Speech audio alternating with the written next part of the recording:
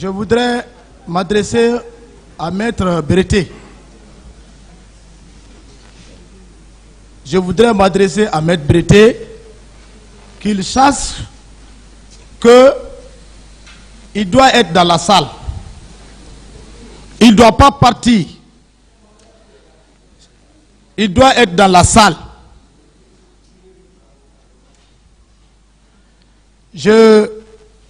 Vous savez, nous sommes devant une juridiction criminelle. Moi, ma personne, je suis dans ma 14e année du 2e mois. Monsieur Breté, vous êtes un grand avocat et je vous ai choisi comme un père.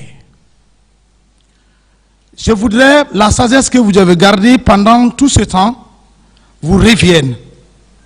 La présence de Maître Abou, que cela n'affecte nulle part de votre présence pour me défendre.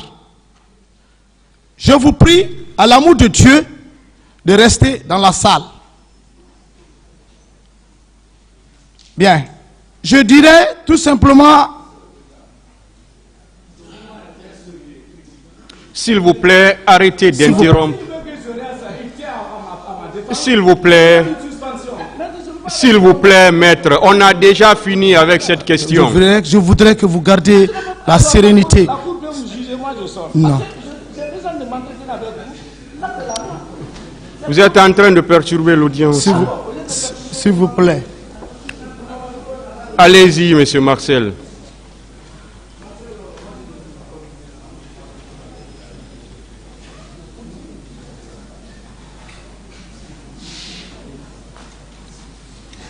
Ainsi va la vie. Quand tu es devant le feu, il faut continuer à te battre pour que la bouche soit débraillée. Je prends la parole ce matin avec tout mon être en remerciant le président du tribunal et assesseur. Remercier le procureur et ses substituts d'avoir accepté ma demande pour ma deuxième comparution afin de sortir dans ma stratégie de silence de vérité.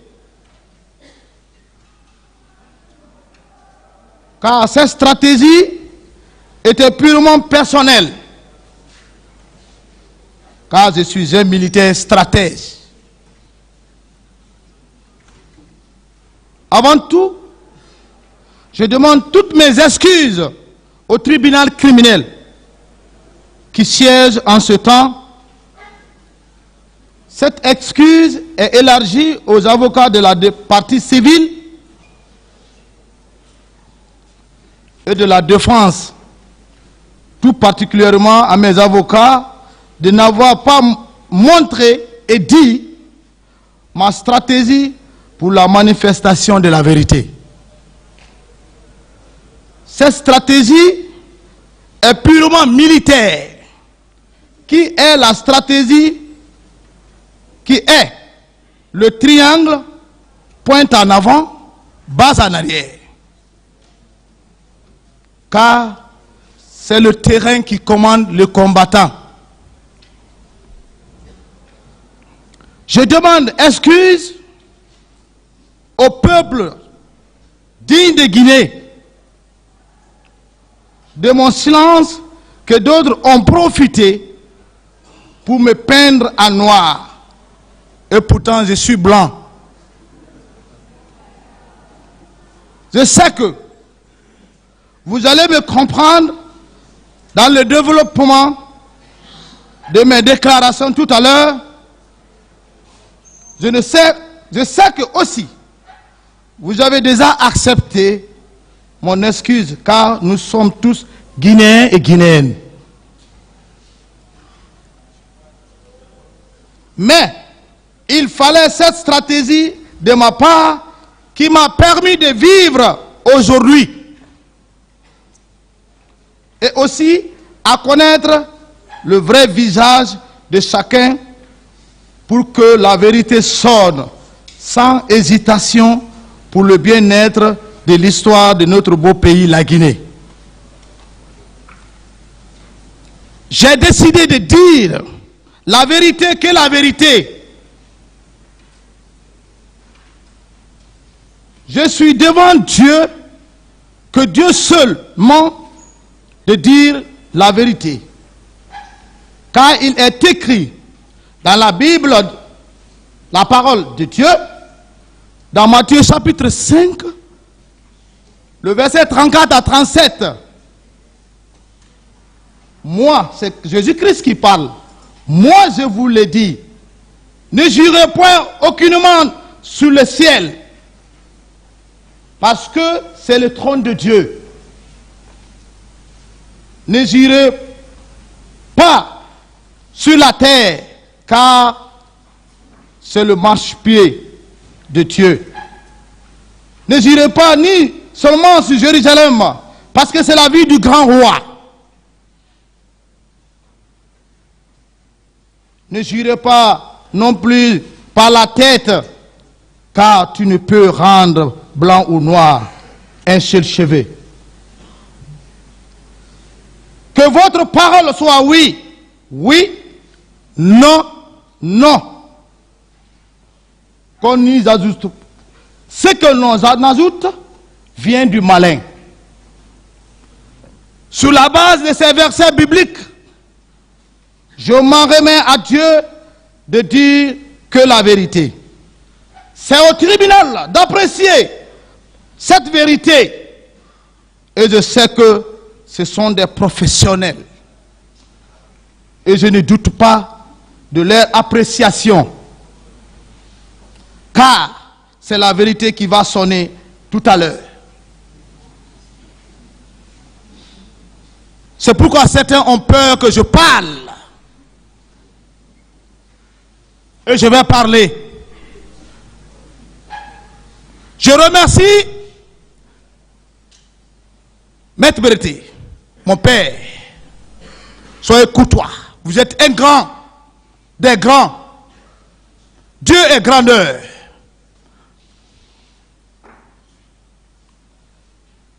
Lorsque tu mets un enfant au monde, c'est Dieu lui seul qui sait l'heure à laquelle, ou le jour à laquelle il parlera.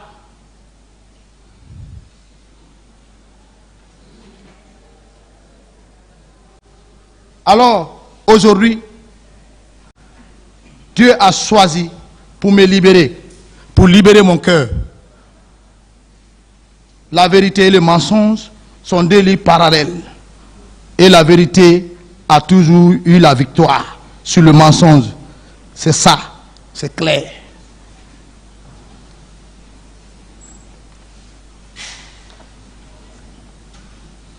Monsieur le Président du tribunal criminel, homme sage que vous êtes, j'ai fait quelques mois ici en vous regardant, vos manières de rejeter, vos manières de répondre, vos manières de mettre de l'ordre.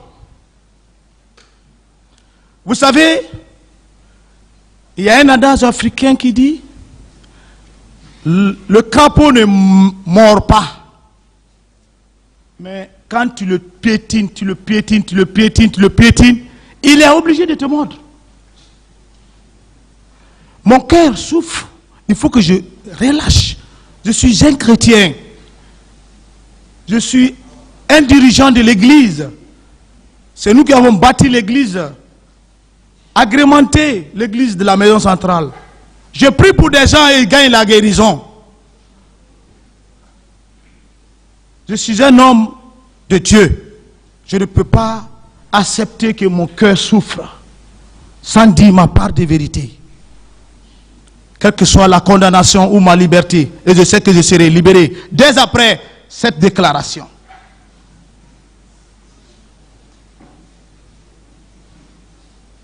Monsieur le Président, assesseur, procureur et substitut, je sais que le peuple de Guinée vous regarde et le monde vous regarde. Sans oublier le tout-puissant Dieu que d'autres appellent Allah, les musulmans, mes frères. vous regarde avec son caméra non visible. Je voudrais dire simplement que je ne vous dis que la vérité et la vérité. Dans cette vérité, je ne sais pas, je n'avais même pas prononcé à faire trembler le soubassement de certains qui d'ailleurs, qui ont porté plainte contre ma personne. Qui d'ailleurs encore, qui me semble ridicule. Porter plainte contre Marcel. Ridicule parce que où on parle de plus de 150 morts et tu parles de disparus et toi tu parles de tentatives de chantage. Quel chantage? Quelle honte de leur part. Ce que tu n'as pas donné pendant la lumière, c'est dans l'obscurité que tu peux la donner? Non. Alors, ils ont voulu m'empêcher, comme ils étaient en train de m'empêcher tout à l'heure. Avec leur intimidation, Machiavel, pour ne pas vous relater les faits réels de ce qu'ils ont planifié et faire exécuter par leurs propres gardes parallèles qui ont exécuté leur ordre. Ils veulent se couvrir et couvrir leurs exécutants. Cela ne marchera pas. Le diable est tombé dans l'eau chaude. Il faut la détruire pour le bien-être du peuple et la manifestation de la vérité. Cette plainte est tombée pour un argument, pour mettre en cause de ce que je suis en train de relater maintenant. Mais leur plan a échoué. C'est la vérité. Monsieur le Président, ne regardez pas mon attitude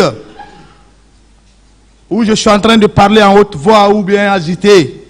Ce qui est de mon cœur, c'est ce que je vous relate.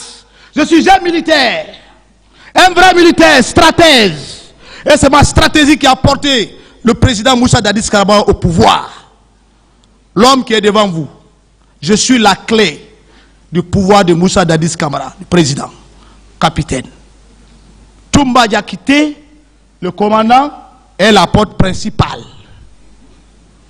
Ça c'est clair. Nous tous, nous allons mourir pour un jour.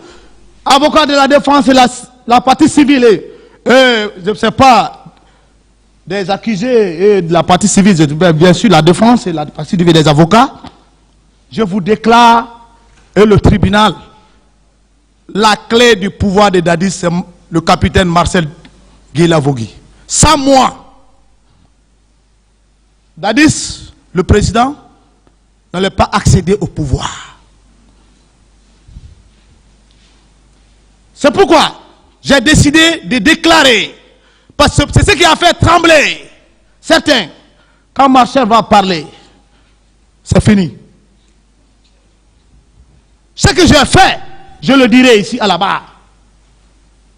Ce que j'ai vu, je le dirai. Je ne suis pas venu pour déclarer ou pour confirmer ce que quelqu'un a dit ici. On ne peut pas me peindre en noir. Toute l'armée guinéenne me connaît. Je continue, c'était entre parenthèses, Monsieur le Président. Je veux que vous preniez la lenteur de la sagesse que vous avez, Monsieur le Président. C'est très important. C'est l'histoire de notre pays. Beaucoup ont passé ici, ils ont falsifié leurs procès-verbaux avec des multiples questions. Tout ce qu'on a entendu ici, c'est le faux. Assumez ce que vous avez planifié. Monsieur le Président, et assesseurs, avec tout le respect, sous votre haute autorité sagestiale, m'empêche de vous dire que la vérité, seulement que la vérité. Mon silence, au départ, était une stratégie personnelle pour plusieurs causes. Pour la manifestation de la vérité. Car l'homme président d'Addis, je le connais avec son plan Machiavel qu'il a. Mais moi, Marcel, il me connaît. Qui suis-je? Et c'est mon plan, accompagné par plusieurs d'autres qui lui ont porté au pouvoir. Le peuple saura qui a fait quoi, qui est qui. Le populisme est terminé et ça prend fin.